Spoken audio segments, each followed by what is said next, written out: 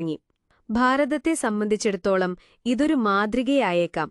പഴയ വാഹനങ്ങൾ കൊണ്ട് ബുദ്ധിമുട്ടുന്ന മുംബൈ, ബാംഗ്ലൂർ, ചെന്നൈ തുടങ്ങിയ നഗരങ്ങൾക്കും ഈ മാതൃക സ്വീകരിക്കാവുന്നതാണ്.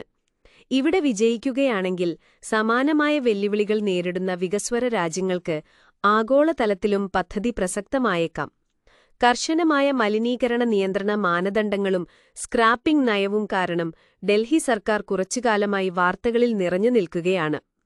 ഒരുപാട് ആശങ്കകൾക്കും ചർച്ചകൾക്കും ശേഷം പഴയ വാഹനങ്ങളെ പൂർണ്ണമായി നിരോധിക്കുന്നതിനു പകരം അവയെ സംരക്ഷിക്കാൻ സർക്കാർ ഒരു നൂതന പരിഹാരം കണ്ടെത്തിയെന്നാണ് ദേശീയ മാധ്യമങ്ങൾ ഇപ്പോൾ റിപ്പോർട്ട് ചെയ്യുന്നത്.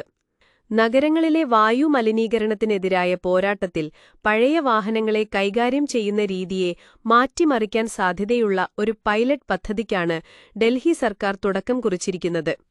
പഴയ കാറുകളെ റോഡിൽ നിന്നൊഴിവാക്കുന്നതിന് പകരം മലിനീകരണ നിയന്ത്രണ ഉപകരണങ്ങൾ ഘടിപ്പിച്ച് അവയെ പുനരുപയോഗിക്കുന്നതാണ് ഈ പദ്ധതി. BS3, BS4 നിലവാരത്തിൽ പ്രവർത്തിക്കുന്ന 30 സർക്കാർ വാഹനങ്ങളാണ് പരീക്ഷണത്തിനായി തിരഞ്ഞെടുത്തിരിക്കുന്നത്. സാങ്കേതികവിദ്യ ഉപയോഗിച്ച് ഈ പഴയ വാഹനങ്ങളുടെ മലിനീകരണ തോത് അനുവദനീയമായ അളവിലേക്ക് കൊണ്ടുവരാനും അവയെ പ്രവർത്തനക്ഷമമായി നിലനിർത്താനും കഴിയുമോ എന്ന് പരിശോധിക്കുകയാണ് ഇതിന്റെ ലക്ഷ്യം. എക്സ്ഹോസ്റ്റ് പൈപ്പിനു ശേഷം ഘടിപ്പിക്കുന്ന കാറ്റലിറ്റിക് കൺവേർട്ടർ അധിഷ്ഠിത ഉപകരണമാണ് ഈ ഉദ്യമത്തിന്റെ കാതൽ. ഡൽഹി പരിസ്ഥിതി മന്ത്രാലയത്തിന്റെ അഭിപ്രായത്തിൽ ഈ ഉപകരണങ്ങൾക്ക് അതിസൂക്ഷ്മ കണികകൾ പോലുള്ള ഹാനികരമായ മലിനീകാരികളെ 70% കുറയ്ക്കാൻ കഴിയും. വാഹനങ്ങളിൽ നിന്നുള്ള പുക വായുവിന്റെ ഗുണനിലവാരം മോശമാക്കുന്നതിൽ പ്രധാന പങ്ക് വഹിക്കുന്ന ഡൽഹി പോലുള്ള ഒരു നഗരത്തിൽ ഇതേറെ പ്രാധാന്യമർഹിക്കുന്നതാണ്.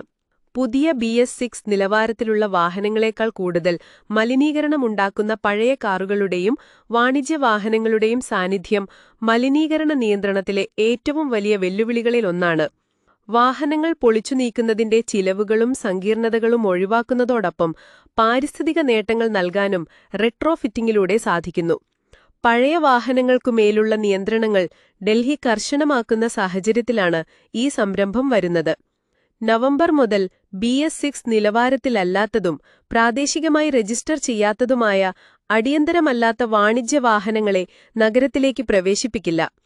വായുവിന്റെ ഗുണനിലവാരം മോശമാക്കാതെ പഴയ വാഹനങ്ങൾ ഉപയോഗത്തിൽ തുടരാൻ അനുവദിക്കുന്ന പരിഹാരങ്ങൾക്ക് ഇത്തരം പദ്ധതികൾ ഗുണകരമാകും. ചെറുകിട ഓപ്പറേറ്റർമാരെയും കുടുംബങ്ങളെയും പ്രതികൂലമായി ബാധിക്കുന്ന സമ്പൂർണ്ണ നിരോധനങ്ങൾ ഏർപ്പെടുത്തുന്നതിനു പകരം നിയമങ്ങൾ പാലിക്കുന്നതിനുള്ള ഒരു സാങ്കേതിക മാർഗം റെട്രോഫിറ്റ് പ്രോഗ്രാം സൃഷ്ടിക്കുന്നു. പാരിസ്ഥിതിക ലക്ഷ്യങ്ങളും സാമ്പത്തിക